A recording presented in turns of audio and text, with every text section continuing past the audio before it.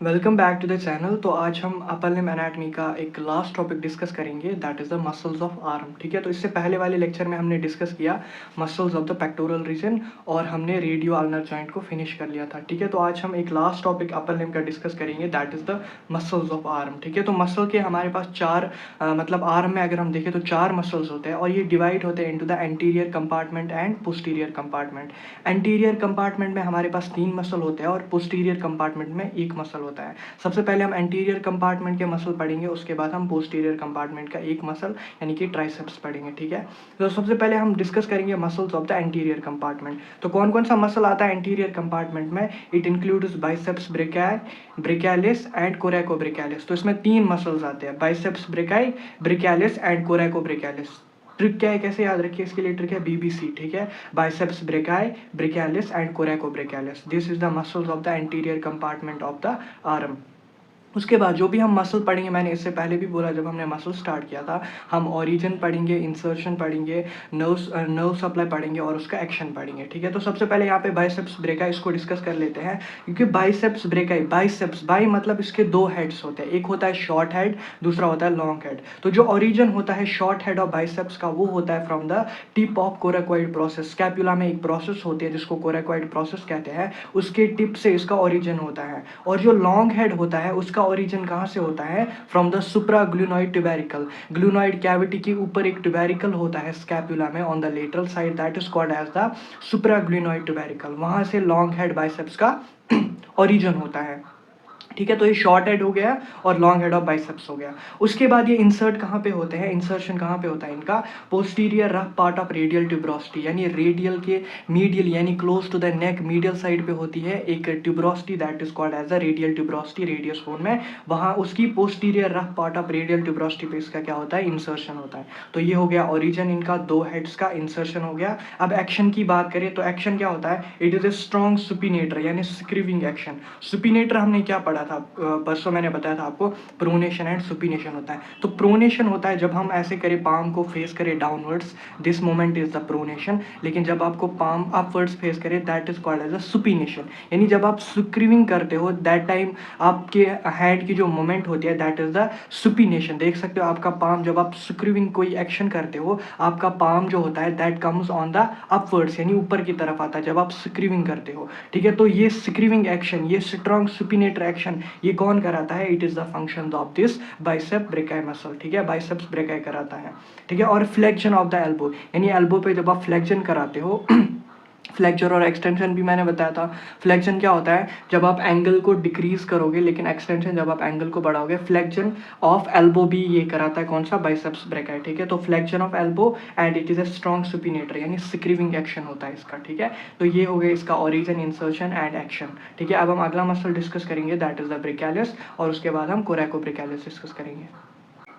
तो आइए अब हम ब्रेकियालिस और कोरेकोब्रेकियालिस मसल को डिस्कस कर लेते हैं। इससे पहले हमने बाइसेप्स ब्रेकाई को डिस्कस किया, अब ये 2 मसल बचते हैं एंटीरियर कंपार्टमेंट में। सबसे पहले ब्रेकियालिस, इसका ओरिजिन कहाँ होता है? अगर आपने ह्यूमरस बोन पढ़ी होगी उसमें आपने पढ़ी होगी सर्फेसेस, एक तो होती है एंटीरियो लेटरल और एंटीरियो मीडियल सर्फेस होती है। ठीक है, उन 2 सर्फेसेस से इसका क्या होता है? ओरिजिन होता है ब्रेकियालिस मसल का। ठीक है, ओरिजिन कहाँ से? Anteromedial and anterolateral surface of the humerus, जो कि शैफ्ट में होती है। ठीक है, उसके बाद इंसर्शन, ये इंसर्ट कहाँ पे होता है? इंसर्शन होता है इसका अल्नर ट्यूब्रोसिटी पे, यानी अल्ना में एक ट्यूब्रोसिटी होती है जो कि ऑलिग्रेनन प्रोसेस पे होती है, अल्नर ट्यूब्रोसिटी, वहाँ पे इसका क्या होता है?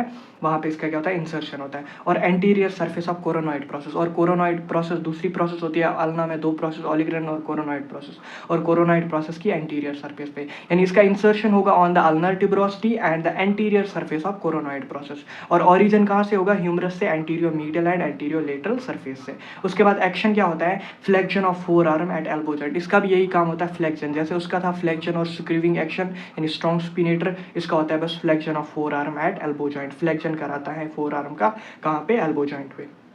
This is brachialis muscle. उसके बाद लास्ट मसल एंटीरियर कंपार्टमेंट का, दैट इज द कोरेकोब्रेकियालिस।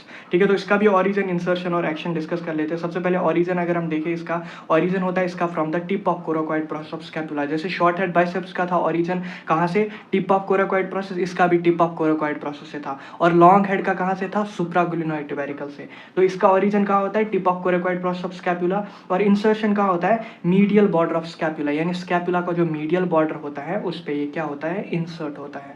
और इसके एक्शंस क्या होते हैं, flexion of forearm at elbow joint, यानी ये भी फ्लेक्शन ही कराता है कहाँ पे, एल्बो जॉइंट पे, flexion of forearm at elbow joint, इसका भी काम फ्लेक्शन, इससे पिछले वाले का भी काम क्या था, फ्लेक्शन, और वो क्या था, स्ट्रॉन्ग सुपिनेटर था और उसका स्क्रीविंग एक्शन था, बहुत ही ज़्यादा इंपॉर्टेंट है। तो ठीक है, ये हो गया coracobrachialis, origin, tip of coracoid process, insertion, medial border of scapula, action, flexion of forearm at elbow joint. अब इन तीनों मसल को एक ही नर्व सप्लाई करते हैं, इसलिए मैंने यहाँ पे एक ही पॉइंट में लिखा है, all three muscles are supplied by the musculocutaneous nerve. ये जो तीन मसल होते हैं एंटीरियर कंपार्टमेंट में, जो हमने डिस्कस कर लिया, बाइसेप्स ब्रेकाई, ब्रेकालिस एंड कोराकोब्रिकालिस, इनको सिर्फ एक ही नर्व सप्लाई करती है, that is the musculocutaneous nerve. ठीक है, इसलिए मैंने यहाँ पे एक ही सेपरेट पॉइंट लिखा है, नर्व सप्लाई अलग अलग की नहीं लिखी यहाँ पे। All three muscles are supplied by the musculocutaneous nerve. With this the anterior compartment के जो मसल थे आर्म में वो कंप्लीट हो गए। अब एक मसल बचता है पोस्टीरियर कंपार्टमेंट में, उसको भी डिस्कस कर लेते हैं। तो जो पोस्टीरियर कंपार्टमेंट का मसल है एक ही होता है, दैट इज द ट्राइसेप्स। जैसे वहाँ पे था बाइसेप्स, उसके कितने हेड्स थे, दो हेड्स थे, शॉर्ट हैंड और long head.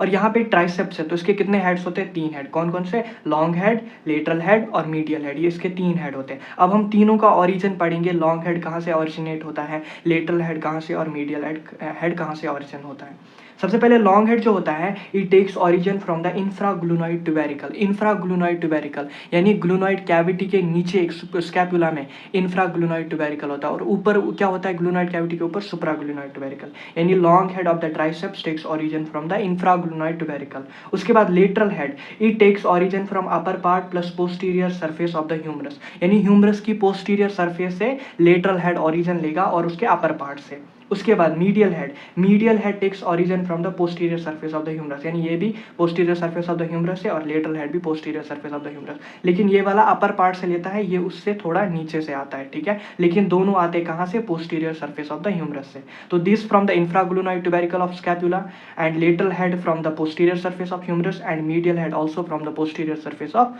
Humerus. With this origin इन तीनों हेड्स का कंप्लीट इंसर्शन कहाँ पे होता है, they are inserted at the posterior part of superior surface of olecranon process. यानी जो ओलिग्रेनन प्रोसेस होती है उसमें पोस्टीरियर, उसके सुपीरियर सरफेस पे, यानी ओलिग्रेनन प्रोसेस की ऊपर वाली सरफेस उसके पोस्टीरियर पार्ट में, यानी पोस्टीरियर एस्पेक्ट में, posterior aspect of superior surface of olecranon process. ठीक है, यानी ओलिग्रेनन प्रोसेस है उसके सुपीरियर सरफेस में, लेकिन कहाँ, पोस्टीरियर एस्पेक्ट में, पीछे से। ठीक है, इंसर्शन होता है इसका, किसका, ट्राइसेप्स का। तो it is inserted at the posterior part of superior surface of olecranon process. और इसका एक्शन क्या होता है, it is a powerful extensor of the elbow, यानी एक्सटेंशन कराता है elbow. It is a powerful extensor of the elbow. जो anterior compartment के थे वो क्या कराते थे, flexion at the elbow joint, but it is the powerful extensor of the elbow, यानी ये एक्सटेंशन कराएगा। ठीक है, मसल ऑफ पोस्टीरियर कंपार्टमेंट क्या कराएगा, एक्सटेंशन, और एंटीरियर कंपार्टमेंट में क्या करा रहे थे, फ्लेक्शन करा रहे थे, और वो तीन थे और ये एक होता है ट्राइसेप्स। इसका ओरिजिन भी देख लिया, इंसर्शन भी देख लिया, एक्शन भी देख लिया। ठीक है, with this muscles of the arm complete होते हैं, एंटीरियर कंपार्टमेंट के भी और पोस्टीरियर कंपार्टमेंट के भी। अब एक मसल बचता है, that is the serratus anterior muscle, जो कि बहुत ही ज़्यादा इंपॉर्टेंट है, उसको भी डिस्कस कर लेते हैं। लास्ट मसल है, उसके बाद हमारी अपर लिम्ब एनाटॉमी कंप्लीट हो जाएगी।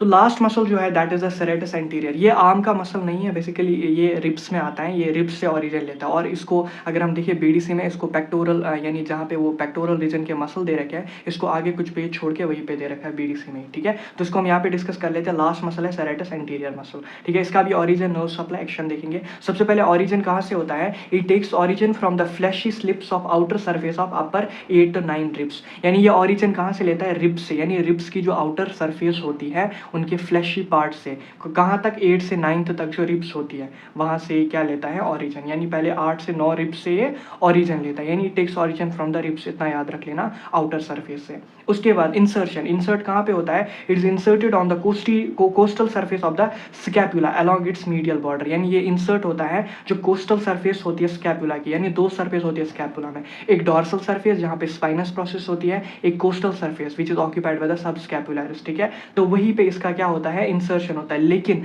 along it is medial border के along, तो it is inserted on the coastal surface of the scapula along its medial border। उसके बाद nerve supply, Naruto serratus anterior, इसको नरू एक सप्लाई करती है जिसका नाम है नरूटो सेरेटस एंटीरियर, जो कि ऑलरेडी हमने ब्रेकियल प्लेक्सस में डिस्कस की थी, which is a branch of brachial plexus, it supplies it, which is Naruto serratus anterior, Naru supplies की। उसके बाद एक्शंस अगर हम बात करें ये क्या क्या काम करता है, it stabilises the scapula, scapula को स्टेबलाइज करेगा, performance pushing and punching movements, यानी पुशिंग और पंचिंग मूवमेंट्स ये कराना किसका काम है, सेरेटस एंटीरियर का काम है, ठीक है। विद दिस सेरेटस एंटीरियर भी कंप्लीट होता है। ओरिजिन कहाँ से, रिब्स से होता है, 8 to 9 fleshy slips of outer surface of upper 8 to 9 ribs से। उसके बाद इंसर्शन कहाँ पे होता है, costal surface of the scapula along its medial border. उसके बाद नर्व सप्लाई को कौन सी नर्व सप्लाई करती है, Naruto serratus anterior, which is a branch of brachial plexus. Actions क्या है, stabilises scapula, performance pushing and punching movements, ये काम किसके हैं, सेरेटस एंटीरियर मसल के। अब एक क्लिनिकल पॉइंट रिलेटेड होता है सेरेटस एंटीरियर के, जो कि आई होप आपने स्कैपुला बोन में पढ़ा होगा।